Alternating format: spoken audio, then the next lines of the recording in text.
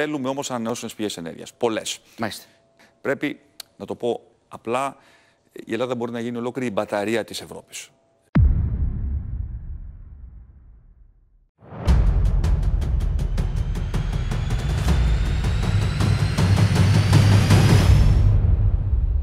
Στα 3 χρόνια που είναι το κανάλι βρισκόμαστε για τρίτη φορά στη Χίο, αλλά αυτή τη φορά δεν είναι για καλό σκοπό. Θα ξεκινήσουμε το βίντεο με ένα quiz.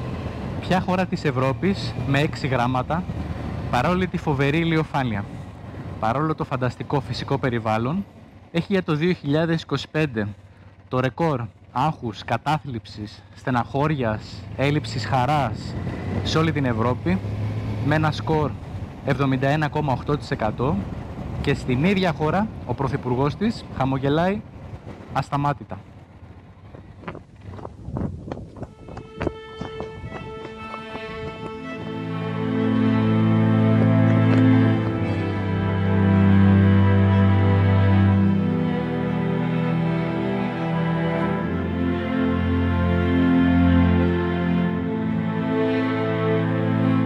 Φέτος το καλοκαίρι η Χίος ξανακάηκε, και όχι μία αλλά 2 φορές, με τη συνολική καμένη έκταση να ξεπερνά τα 100.000 στρέμματα. Η φωτιά φέτος στη Χίο, ή μάλλον καλύτερα οι φωτιές, γιατί το νησί κάηκε 2 φορές, και τον Ιούνιο και τον Αύγουστο, ήταν μακράν οι πιο καταστροφικές σε όλη τη χώρα. Ειδικά αν υπολογίσουμε ότι τον Αύγουστο κάηκε και ένα πολύ μεγάλο κομμάτι μιας περιοχής, η οποία ήταν Natura 2000.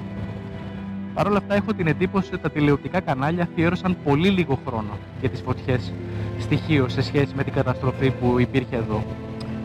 Γιατί άραγε? Πάμε μαζί λίγο να δούμε τι έχει γίνει το καλοκαίρι στο νησί. Στις 22 Ιουνίου εμφανίστηκε όχι μία, αλλά πολλές εστίες πυρκαγιάς ταυτόχρονα σε διαφορετικά γεωγραφικά σημεία. Εκείνη την περίοδο οι άνεμοι στο νησί ήταν αρκετά ισχυροί, και έτσι παρά τις πολλές εναέριες και πήγες πυροσβεστικές δυνάμεις, κάηκαν περίπου 40.000 στρέμματα, αρκετά από τα οποία άγγιξαν σχεδόν τα όρια της πόλης. Το κακό με αυτό το κομμάτι που είμαστε τώρα είναι ότι μέρος του έχει ξανακαεί άλλες 2 φορές. Δηλαδή συνολικά από τα 40.000 στρέμματα που καήκανε σε αυτή την περιοχή στην πυρκαγιά του Ιουνίου, περίπου τα 20.000 στρέμματα, περίπου τα μισά, έχουν ξανακαεί άλλες 2 φορές. Οπότε υπάρχει σοβαρός ο κίνδυνος της ερημοποίησης πια.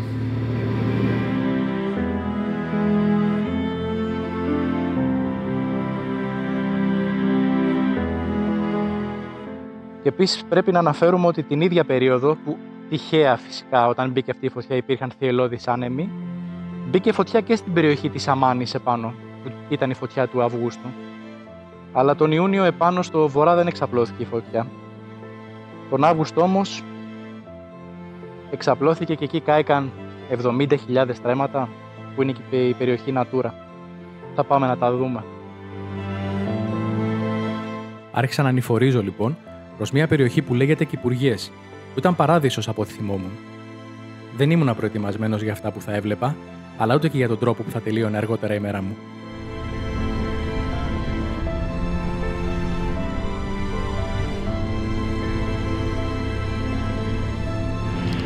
Εδώ ήταν ένας παράδεισος, επειδή είχα έρθει σχετικά πρόσφατα.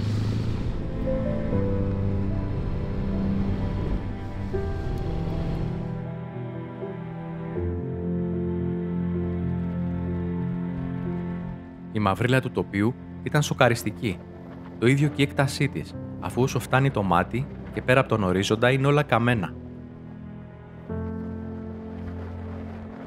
Ψηλά στην κορυφογραμμή διέκρινα από μακριά μια ανεμογεννήτρια και αποφάσισα να κατευθυνθώ προς εκείνη την περιοχή.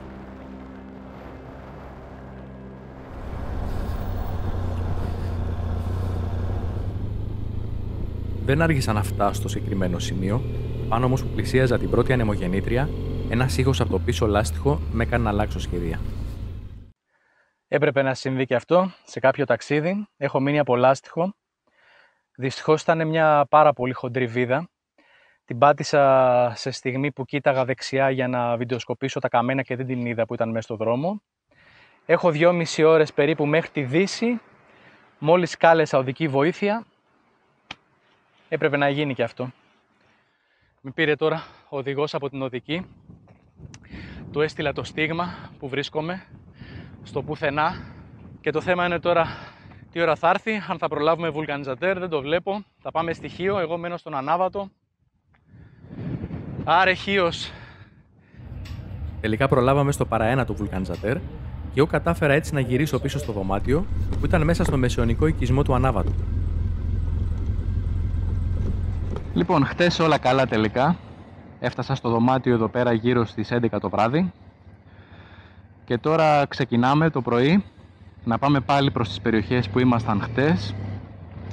Θέλω να περάσω και από τα παλιά μεταλλεία, για το αντιμόνιο μιλάω. Γενικά θα πάω σε μια περιοχή που δεν έχω ξαναπάει, παρόλο που έχω έρθει πολλές φορές στη Χίο, που λένε ότι ήταν ένας πραγματικός παράδεισος. Τώρα δεν ξέρω τι θα βρω. Πάμε και θα το δούμε παρέα. Κατηφορίζω τώρα προς τη δυτική ακτή του νησιού. Θα περάσουμε από τη Βολισσό για να πάμε βόρεια. Και αυτό το κομμάτι του νησιού είναι πάρα πολύ όμορφο. Έχει φανταστικά κολπάκια εδώ πέρα από κάτω. Με πύργους στην ακτογραμμή. Είναι πάρα πολύ όμορφο κομμάτι. Από τα πιο ωραία του νησιού. Η ομορφιά όμως δεν κράτησε πολύ, γιατί γρήγορα συνάντησα τα πρώτα καμένα.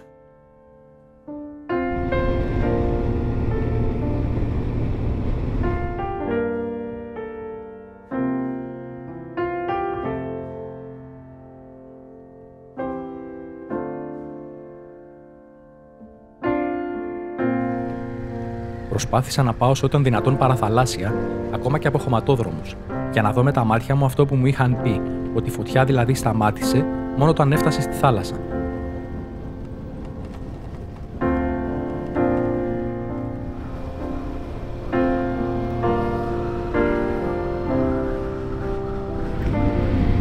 Όλα καμένα. Και το βενζινάδικο καμένο.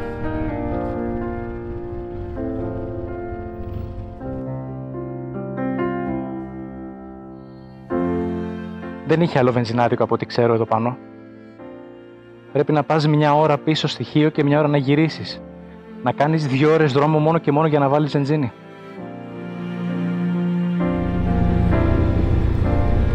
Έχει καεί μέσα η Βολισσός. Δεν το πιστεύω. Απίστευτη καταστροφή.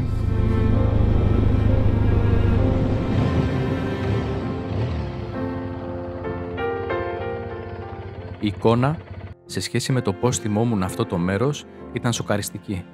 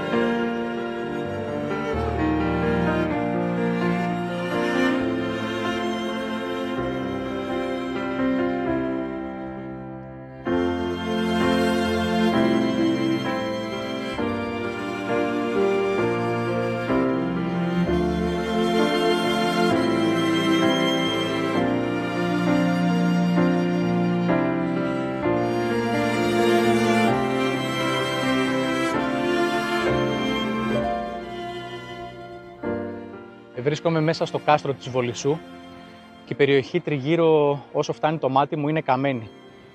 Η περιοχή που κάει και είναι περίπου 70.000 στρέμματα. Το χειρότερο είναι ότι μεγάλο τμήμα αυτής της περιοχής ήταν χαρακτηρισμένο ως Natura 2000, είχε μεγάλη φυσική σημασία και συμπτωματικά ή και όχι συμπτωματικά, μέσα στην ίδια περιοχή βρίσκεται εκείνο το κομμάτι στο οποίο θέλουν να εξορίξουν αντιμόνιο.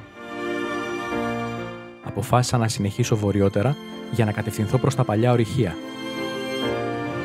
Για την κατάσβεση των πυρκαγιών οι κάτοικοι μου είπαν ότι υπήρχαν μόνο 2 ελικόπτερα. Αυτά ήταν τα εναέρια μέσα που στάλθηκαν και μάλιστα στην ουσία ήταν μόνο ένα. γιατί το ένα από τα δύο ελικόπτερα είχε κάποιο πρόβλημα με τον κάδο και μόλις γέμιζε νερό μετά από λίγη ώρα το νερό άδειαζε. Και αναρωτιέμαι, ρε παιδί μου, σε ένα τόσο μεγάλο νησί, σε ένα από τα μεγαλύτερα νησιά της Ελλάδας, σε τόσο μεγάλες πυρκαγιές, στέλνεις σαν κυβέρνηση 2 ελικόπτερα, εκ των οποίων το ένα είναι ελαττωματικό. Κάποιος Έλληνας πολιτικός είχε πει πριν πολλά χρόνια τη φράση «Η Κύπρος είναι μακριά». Τις τελευταίες δεκαετίες βλέπουμε ότι για πολλούς από εσάς η Θράκη είναι μακριά. Φέτος το καλοκαίρι βλέπουμε ότι η Χίος ήταν μακριά. Του χρόνου θα είναι η Ικαρία μακριά. Μετά θα είναι η Σκύρος μακριά. Δηλαδή για πείτε μας, ρε παιδιά, ποια είναι τα γεωγραφικά όρια της Ελλάδας που εσείς πιστεύετε ότι πρέπει να φροντίζουμε με τον ίδιο τρόπο? Και στην τελική, για να πάω την κουβέντα και λίγο παραέξω, αν μου επιτρέπετε, τώρα εδώ πέρα πόσο σοφό είναι να αδειάζουν περιοχές? Στην Αμάνη δηλαδή δεν ξέρω πόσοι άνθρωποι θα μείνουν, πόσοι κτηνοτρόφοι καταστράφηκαν, πόσοι παραγωγοί καταστράφηκαν, επιχειρήσεις, ελαιοτριβία, το μετζινάδι, κοκάι, και δεν ξέρω πόσοι θα μείνουν εδώ πέρα επάνω στο βορρά. Πόσο σοφό είναι αυτό να γίνεται όταν απέναντι ακριβώς έχεις ένα γείτονα που λέει ότι τα νησιά δεν είναι δικά σου, δεν έχουμε κάνει σωστή μοιρασιά.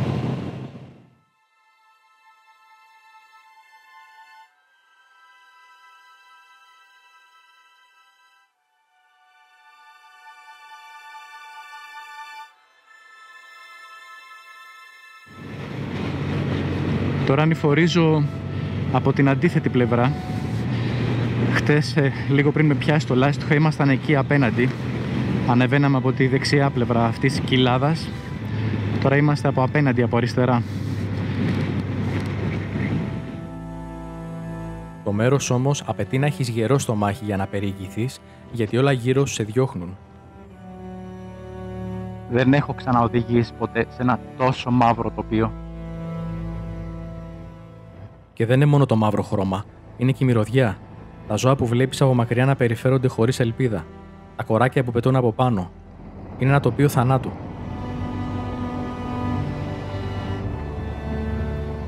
Όπου δεν μπορώ. Νιώθω ότι πνίγομαι, αλήθεια.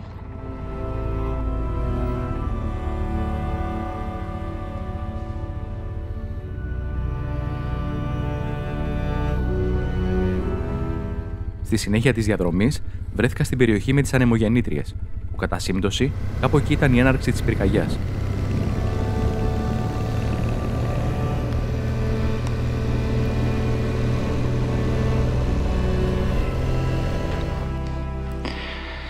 Και εντελώς τυχαία, σταματώντας για άλλο λόγο, μάλλον βρήκα κάτι που σχετίζεται με τα ορυχεία.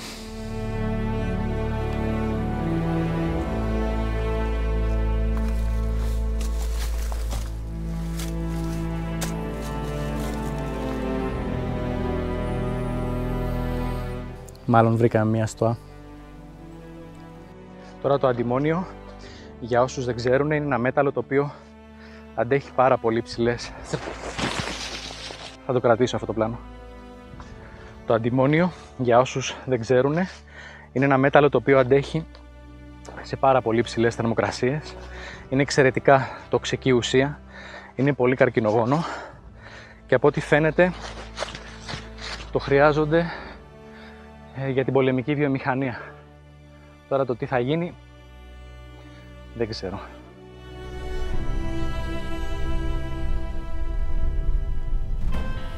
Εδώ έχει κάτι σπιτάκια που από ό,τι μπορώ να φανταστώ πρέπει να τα είχαν φτιάξει για τους εργάτες που δούλευαν στα ορυχεία.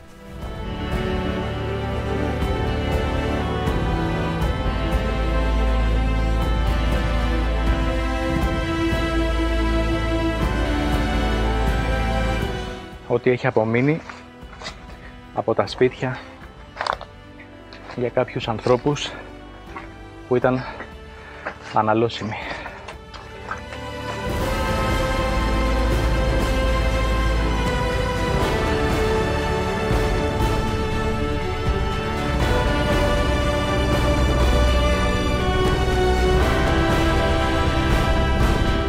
Η κυβέρνηση τον περασμένο Ιανουάριο υπέγραψε άδεια για έρευνες αντιμονίου παρά τις αντιδράσεις των κατοίκων. Στη στην ευρύτερη περιοχή, το καλοκαίρι σημειώθηκαν πυρκαγιές 2 φορές, σε περίοδο ισχυρών ανέμων και σε πολλαπλές εστίες, σύμφωνα με τοπικές μαρτυρίες. Σταμάτησα τώρα σε αυτό το σημείο για να σας δείξω κάτι. Η φωτιά ξεκίνησε πίσω από εκείνη την κορυφογραμμή, πίσω δηλαδή από τις ανεμογεννήτριες, και κατέβαινε προς τα κάτω μέχρι που έφτασε στη θάλασσα. Σταμάτησε στην κυριολεξία στη θάλασσα. Αυτό που ήθελα να δείξω είναι ότι πόσο φαρδί είναι το μέτωπο, όπου δεν τελειώνει εδώ, όπου φαίνεται, είναι και από πίσω. Δηλαδή πρέπει να είναι πάνω από 5 χιλιόμετρα φαρδί το μέτωπο. 4 χιλιόμετρα είναι σίγουρα αυτό το πράγμα. Και κατέβαινε όλο αυτό το μέτωπο προς τα κάτω. Για να καταλάβει κανείς ότι δεν είναι δυνατόν να υπήρχε μόνο μία εστία για να δημιουργήσει ένα τόσο φαρδί μέτωπο το οποίο θα κινείται προς τα κάτω. Δηλαδή, για μένα τουλάχιστον, δεν έχω κανένα πρόβλημα να το πω ευθέως. Ήταν εμπρισμός πολύ καλά συντονισμένος, με πολλές εστίες, ακριβώς την κατάλληλη στιγμή για να καεί όλο αυτό το κομμάτι. Τώρα για ποιο λόγο θα φανεί στο μέλλον. Προσπάθησα να κάνω 2 ανθρώπους να μιλήσουν, αλλά εντάξει, τους καταλαβαίνω. Είναι διστακτικοί όταν βλέπουν κάμερες και μικρόφωνα κτλ. Από πυροσβεστικές δυνάμεις υπήρχε μόνο ένα όχημα. Ήταν ένας οδηγός και 2 άνθρωποι που παλεύανε με μια μάνικα.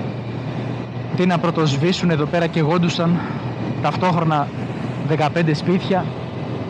Πραγματικά, και πώς θα ζήσουν τώρα πολλοί από τους ανθρώπους εδώ πέρα. Κάποιοι έχουν πάθει ολική καταστροφή, έχουν καεί τα σπίτια τους, το βενζινάδικο όπως είδαμε κάει και ολοσχερός.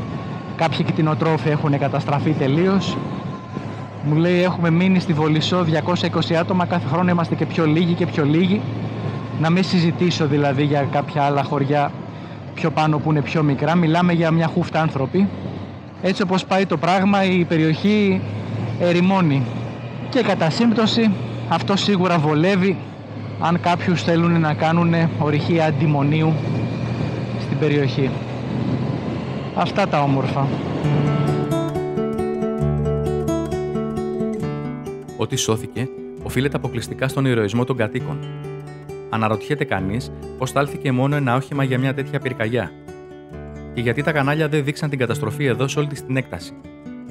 Μένει να δούμε αν η πολιτεία ενδιαφέρεται για τον τόπο και τους ανθρώπους εδώ, καθώς πολλοί έχουν χάσει τις περιουσίες τους και όσα ζώα απέμειναν δεν έχουν πια βοσκοτόπια. Τώρα σε κάποιες Μαρίες Αντουανέτες, και με συγχωρείτε για την έκφραση, αλλά δεν μπορώ να χρησιμοποιήσω κάτι διαφορετικό.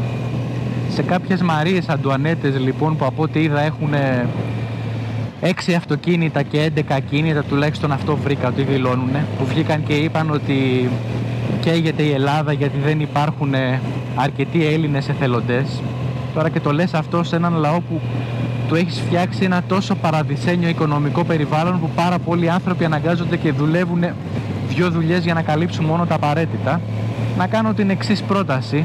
Βλέπω ότι ο κάθε Έλληνας βουλευτής κοστίζει στο ελληνικό κράτος, ανάλογα με τις παροχές που αυτός χρησιμοποιεί, από 8 έως 20 χιλιάρικα το μήνα. Μήπως ρε παιδιά να πείτε ο καθένας ότι 1 χιλιάρικο το μήνα θα βάλουμε για να πάρουμε 300 πυροσβέστες για αυτό εδώ πέρα το νησί που έχει καεί το 12, το 16, το 20, το 23, το 24, το 25, που δεν έχει περιθώριο πια να καεί ούτε μισό κλαδάκι ακόμα. Θα μου πείτε δεν γίνονται αυτά. Τότε πώς βρίσκετε ρε παιδιά χρήματα και προσλαμβάνετε συνέχεια αστυνομικούς? Σε κάθε πυρκαγιά βλέπω παντού περιπολικά, παντού αστυνομικοί, εκενώστε. Πυροσβέστες παιδιά στείλτε στις φωτιές, όχι αστυνομικούς.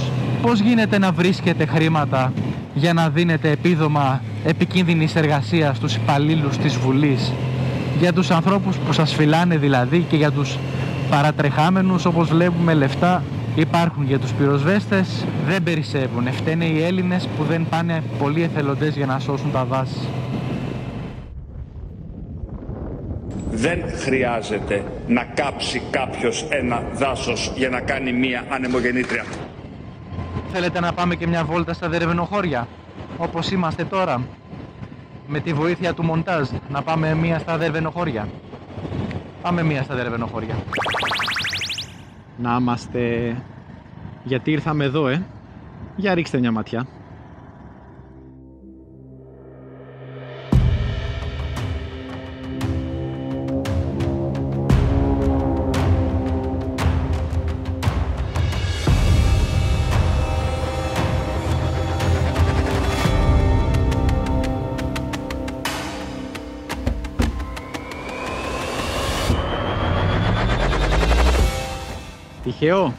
Τυχαίο.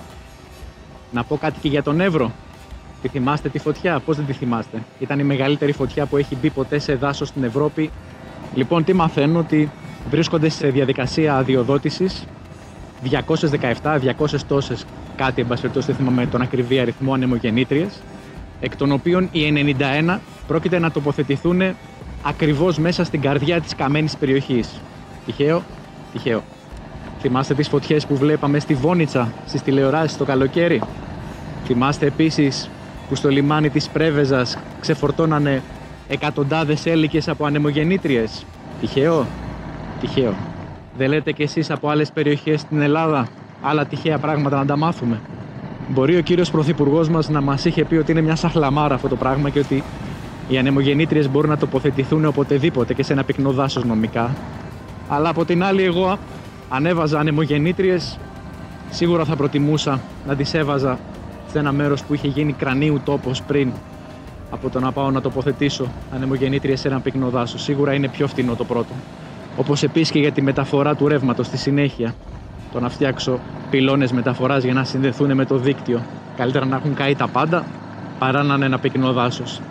Και τέλος, να πούμε ότι σε μια περιοχή όπου έχει αποψηλωθεί από μια πυρκαγιά, οι ταχύτητες του ανέμου είναι πολύ ισχυρότερες από ότι πάνω από ένα πυκνό δάσος. Λοιπόν, πάμε πίσω στη Χίο τώρα που έχει και καλύτερο καιρό. Πάμε πίσω στη Χίο. Και όσοι δεν ξέρετε, αυτό ξεκίνησε νομικά, θέλω να πω, από το 2012 και μετά, όπου για πρώτη φορά το Συμβούλιο της Επικρατείας έβγαλε απόφαση ότι μπορούν να τοποθετούνται ανεμογεννήτριες μέσα σε εκτάσεις που έχουν χαρακτηριστεί ως αναδασωτές. Και επίσης η συγγήτρια για αυτή την απόφαση ήταν η μετέπειτα πρόεδρος της Δημοκρατίας, η κυρία Σακελαροπούλου. Όλα, ρε παιδί μου, κουμπώνουν, φτιάχνουν μια ωραία ιστορία. Είναι πολλές συμπτώσεις μαζεμένες. Και προσωπικά έχω μια απορία.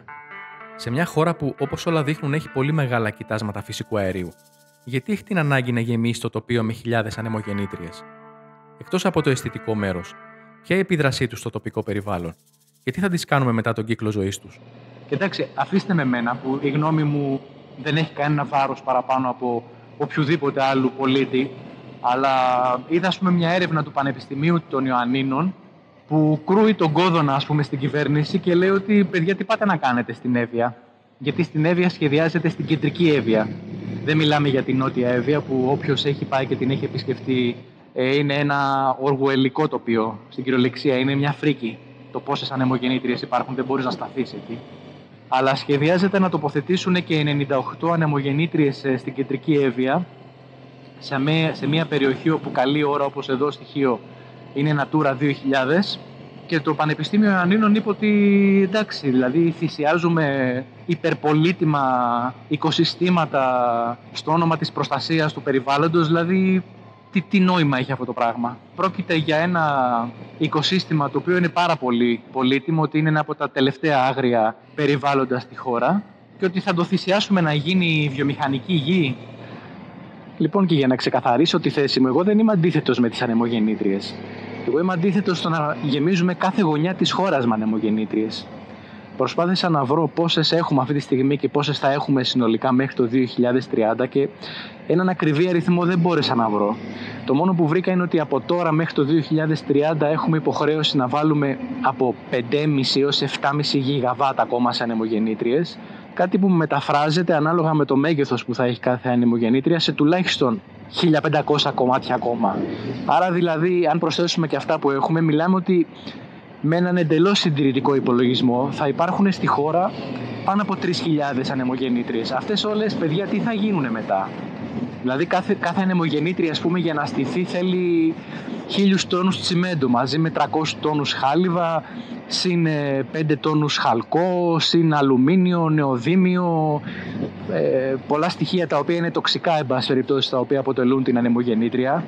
Και το πιο δύσκολο κομμάτι είναι τα πτερίγια. Τα πτερίγια αποτελούνται από πλαστικό, ας μιλήσουμε έτσι πολύ απλοϊκά. Είναι από ρητίνες, από συνθετικά υλικά, τα οποία δεν ανακυκλώνονται. Ανακυκλώνονται πάρα πολύ δύσκολα. Τι θα γίνουνε?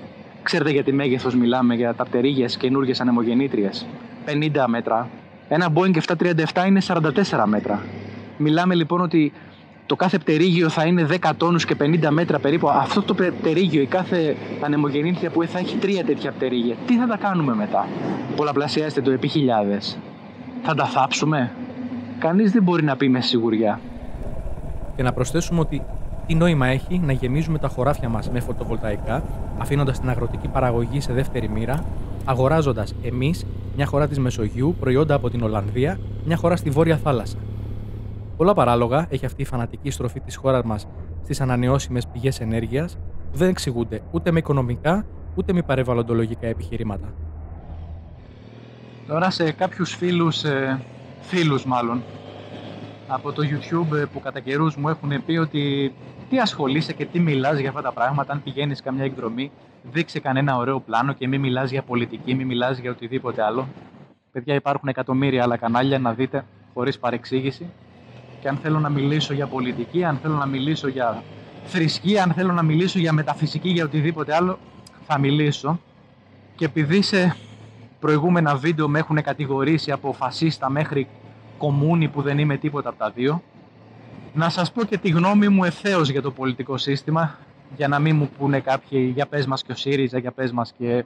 Λοιπόν, ό,τι κακίσχυη άποψη έχω για τη Νέα Δημοκρατία, έχω και για το ΣΥΡΙΖΑ, έχω και για το ΠΑΣΟΚ. Για μένα όλα αυτά τα κόμματα υπηρετούν συγκεκριμένα οικονομικά συμφέροντα και είναι ρεζέρβες των συμφερόντων, πότε να βγει ο ένας, πότε να βγει ο άλλος και να μην αλλάξει τίποτα. Το ΚΚΕ επίσης είναι χρήσιμο για το σύστημα, γιατί δεν υπάρχει ποτέ στον αιώνα τον άπαντα περίπτωση ο ελληνικός λαός να ψηφίσει να βγει το ΚΚΕ κυβέρνηση, άρα θα παίρνει πάντα το ποσοστό που θα παίρνει και θα αποδυναμώνει με αυτόν τον τρόπο την όποια αντιπολίτευση. Όσο πιο διασπασμένη είναι η αντιπολίτευση και δεν ενώνεται, τόσο έχουν το κεφάλι τους ήσυχο αυτοί που κυβερνάνε, άρα το ΚΚΕ πολύ χρήσιμο είναι για το σύστημα. Εγώ δεν τρέπομαι να σας πω, ας πούμε, για παράδειγμα, ότι στις τελευταίες εκλογές ψήφισα τον γιατρό του Δημήτρη τον Κούβελα, δεν με πειράζει να το πω. Αλλά για να αλλάξει η κατάσταση πιστεύω ότι πρέπει να δημιουργηθεί κάτι καινούριο. Τώρα θα είναι αυτό η κίνηση των 91 που έχει μέσα σοβαρούς ανθρώπους, θα είναι κάτι άλλο, δεν ξέρω. Πάντως το 50% του ελληνικού λαού που δεν ψηφίζει καν πρέπει να κινητοποιηθεί. Άνθρωποι από την ελληνική κοινωνία και από το εξωτερικό με πάρα πολύ μεγάλη αξία πρέπει να κινητοποιηθούν, γιατί παιδιά δεν πάει πιο κάτω. Και εύχομαι πολύ γρήγορα να αλλάξει το πολιτικό σκηνικό και επιτέλους να δω ανθρώπους στην κυβέρνηση, υπουργούς, πρωθυπουργό, που να είμαι περήφανος για αυτούς, γιατί δεν το έχω νιώσει αυτό το πράγμα. Να δω έναν πρόεδρο της Δημοκρατίας που θα είναι ο ανώτερος από όλους τους Έλληνες και όχι απλά μια μαριονέτα, δεν ξέρω πώς να το πω, που να πηγαίνει με τα σχέδια της κυβέρνησης όποια και να είναι αυτά. Να δω, εν πάση περιπτώσει, κάποια στιγμή μια κυβέρνηση με τέτοιους υπουργούς, που για να γίνεις υπουργός θα πρέπει να έχεις ευφυΐα, θα πρέπει να έχεις μόρφωση, θα πρέπει να έχεις ανιδιοτέλεια, θα πρέπει να έχεις αγάπη για την πατρίδα, θα πρέπει να έχεις ηθική, θα πρέπει να έχεις, εν πάση περιπτώσει, ένα σωρό προσόντα που κάνουν έναν άνθρωπο σπουδαίο και όχι απλά τεράστιο θράσος και μια σφυρίχτρα στο λαιμό. Η Ελλάδα είναι... Έχουμε τη δυνατότητα να μετατρέψουμε τη χώρα μας πραγματικά σε μπαταρία. Ζάχαρη. Κλείνοντας, θα ήθελα να απευθυνθώ προσωπικά στον άνθρωπο ή μάλλον στους ανθρώπους που βάλανε τις φωτιές φέτος το καλοκαίρι στη Χίο, γιατί εγώ προσωπικά δεν έχω καμία αμφιβολία ότι ήταν εμπρισμοί. Αν υποθέσουμε ότι ένας από αυτούς θα δει αυτό το βίντεο, θέλω να σου πω ακριβώς τι θα συμβεί στο μέλλον σου. Ας πούμε ότι εδώ πέρα σε προσέγγισε κάποιος άνθρωπος ή μάλλον κάποιοι άνθρωποι και σου προτείνανε ένα σεβαστό ποσό προκειμένου να κάνεις αυτό που έκανες. Και ας υποθέσουμε ότι με τα συγκεκριμένα χρήματα εσύ αγόρασες ένα αυτοκίνητο, μια BMW λέμε έτσι. Λοιπόν, σε μερικά χρόνια από τώρα, τα οποία θα είναι πολύ λιγότερα από όσα νομίζεις, και σε μια στιγμή που δεν πρόκειται να την περιμένεις, θα ετοιμάζεσαι να πας το αμάξι σου για πλύσιμο, θα ετοιμάζεσαι να βγεις με τη γυναίκα σου έξω, να πας το παιδί σου κάπου, κάτι, εν πάση περιπτώσει, ξαφνικά θα εμφανιστεί μπροστά σου ένας ψηλόλιγνος κύριος, μια μαύρη φιγούρα, η οποία θα σου δώσει μια βαλίτσα και θα σου πει: βάλτε τα υπάρχοντά σου εδώ πέρα μέσα, φεύγουμε τώρα. Μα θα το πεις εσύ, εγώ θα σε περίμενα αυτή τη στιγμή, είχα σκοπό να κάνω άλλα τόσα πράγματα, είχα τόσα σχέδια κτλ. Θα σου πει: μου είναι αδιάφορο, σε 5 δευτερόλεπτα βάλε ό,τι έχεις σε αυτή τη βαλίτσα και φεύγουμε.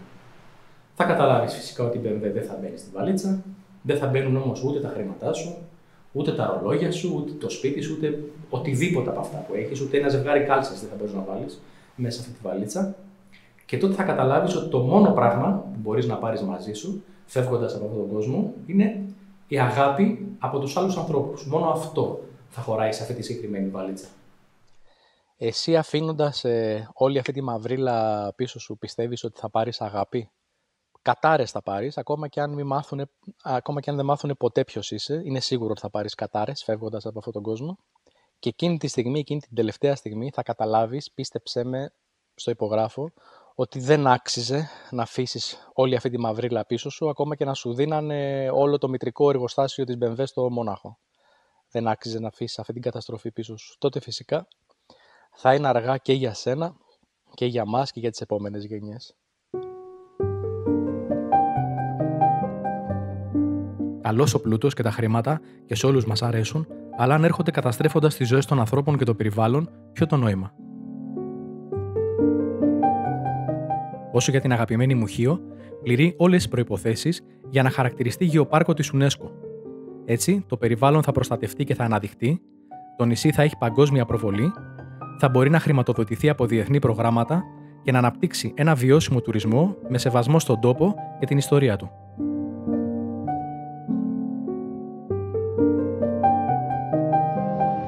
Πόσο γουστάρω κάθε βράδυ όταν γυρνάω στον ανάβατο μέσα από αυτό το δάσος. Τι όμορφα που είναι.